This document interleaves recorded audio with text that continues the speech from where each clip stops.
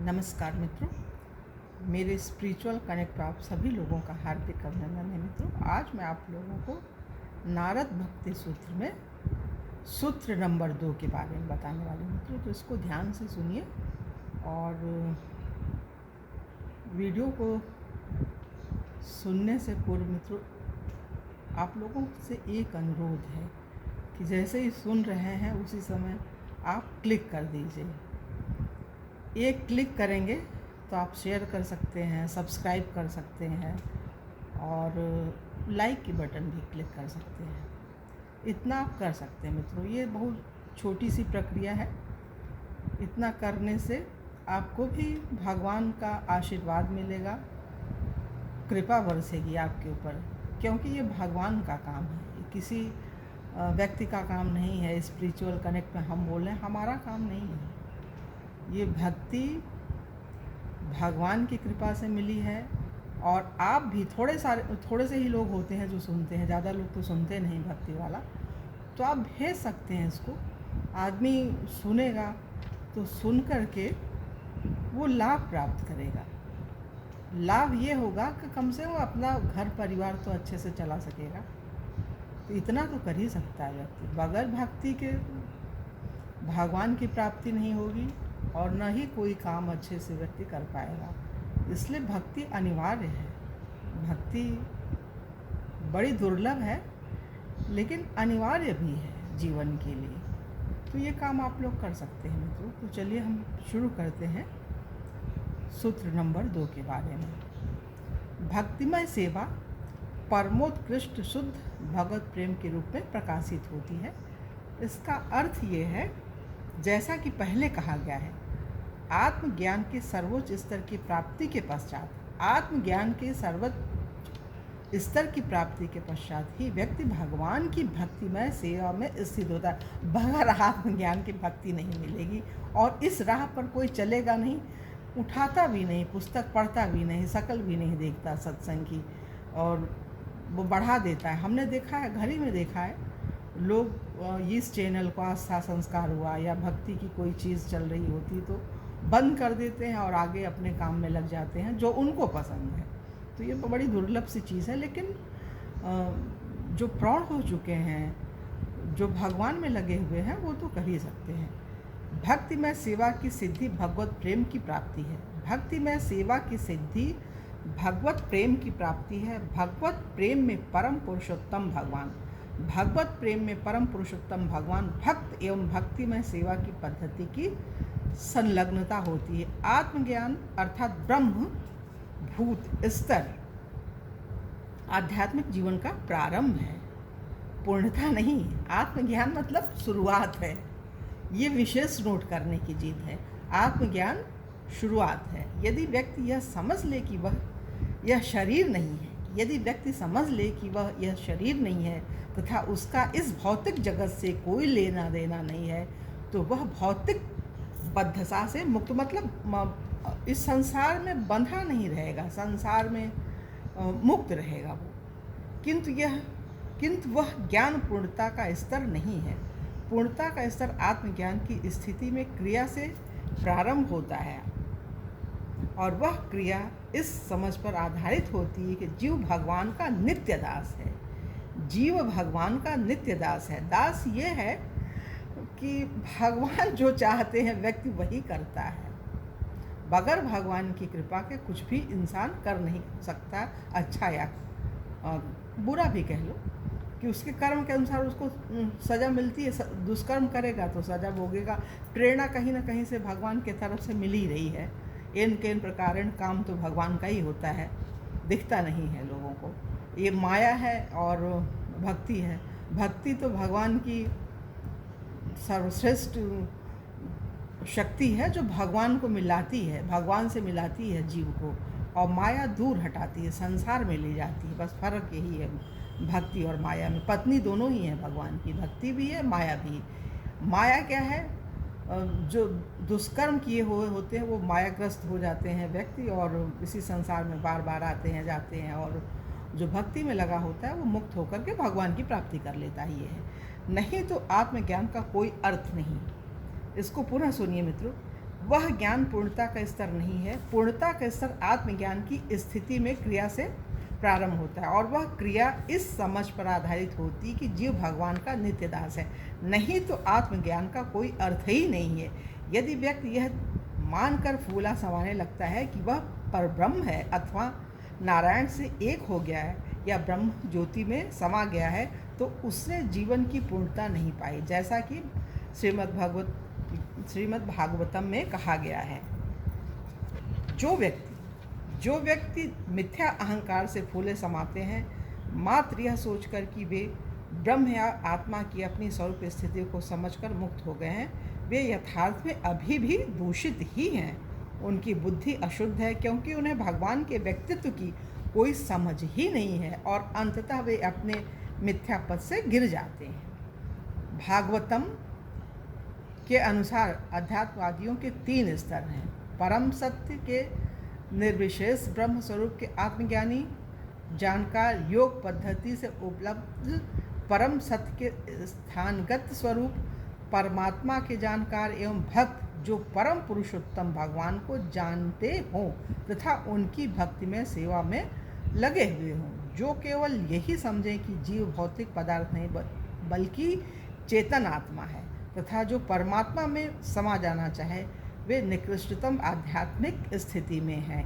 उनसे ऊपर योगी जन हैं जो ध्यान के माध्यम से अपने हृदय में परमात्मा के चतुर्भुज विष्णु रूप को देखते हैं, किंतु भगवान कृष्ण से यथार्थ संबंध रखने वाले व्यक्ति अध्यात्मवादियों में श्रेष्ठ हैं।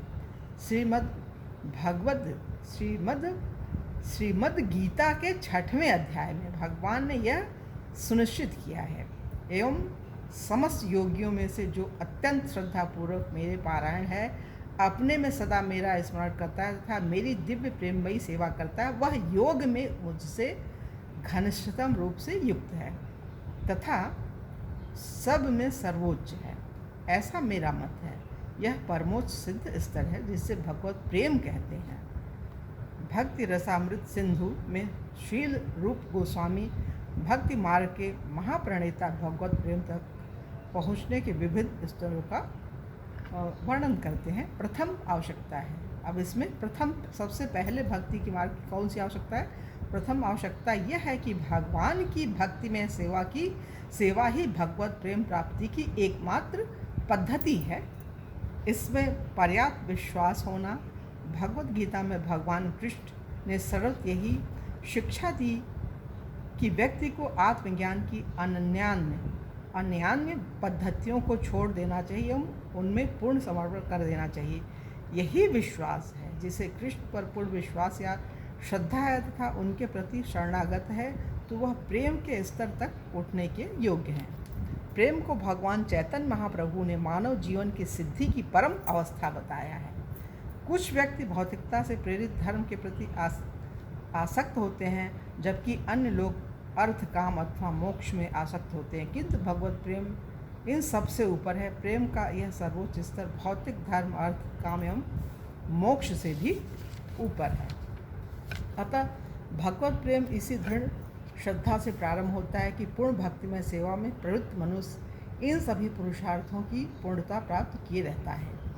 भगवत प्रेम तक पहुँचने की पद्धति में अगला स्तर क्या है? भक्ति तक पहुँचने के लिए साधु संग अर्थात भगवत प्रेम के श्रेष्ठतम स्तर में पहले से ही पहुँचे हुए व्यक्तियों का संग, ऐसे संग से बचने वाला एवं केवल मनोधर्मी चिंता या तथा कथित ध्यान में रत रहने वाला पूर्णता के स्तर तक नहीं पहुंच सकता, किंतु शुद्ध भक्तों अथवा उच्च भक्ति मूलक समाज का संग करने वाला अगले स्तर को प्राप्त होता है। भजन क्रिया अर्थात भगवान की आराधना करने के विधानों की स्वीकृति। जो भगवान के शुद्ध भक्त का संग करता है, वह स्वभावतः ही उस व्यक्ति को अपने गुरु के रूप में वर्ण करता है, और जब नया भक्त एक शुद्ध भक्त को अपना गुरु स्वीकारता है, तो गुरु का कर्तव्य नए भक्त को वैधि भक्ति के सिद्धांतों में प्रशिक्षित करना होता है। इस स्तर पर भक्त की सेवा भगवत सेवा में उसकी सामर्थ्य आधारित होती है। निपुण गुरु अपने अनुयायियों को ऐसे कार्य में लगाता है जिससे उनकी चेतना क्रमशः भगवत सेवा में उन्नत हो। अतः भगवत प्रेम को समझने का प्राथमिक स्तर यथार्थ शुद्ध भक्त के पास जाना, उसको अपना गुरु स्वीकार करना एवं उसके मार्गदर्शन में वैधि भक्ति का अनुशीलन करना है। अगले स्तर को अनर्थ निवृत्ति कहते हैं, जिसमें भौतिक जीवन के समस्त संदेह तिरोहित हो जाते हैं। गुरु के निर्देशन में भक्तिमय सेवा की प्राथमिक सिद्धांतों का नित्य अनुशीलन करते हुए व्यक्ति क्रमशः इस स्तर तक पहुंचता है। भौतिक दूषण के संसर्ग से हम कई बुरी वृत्तियों में पड़ जाते हैं, जिनमें से मुख्य है अवैध यौन संबंध, पशु मांस भक्षण, मद्य सेवन तथा द्वैत क्रिया मतलब जुआ इत्यादि खेलना। अपने शिष्य को वैधि भक्ति में संलग्न करते समय एक निपुण गुरु जिस कार्य को प्रथमतः करता है वह है उसे इन 4 पापाचारों से बचने का निर्देश देना। ये कलयुग के सबसे बड़े अवगुण है। ये चूँकि भगवान पूर्णतः शुद्ध है, इसलिए शुद्ध हुए बिना कोई भी भगवत प्रेम के उच्चतम सिद्ध स्तर तक नहीं पहुंच सकता।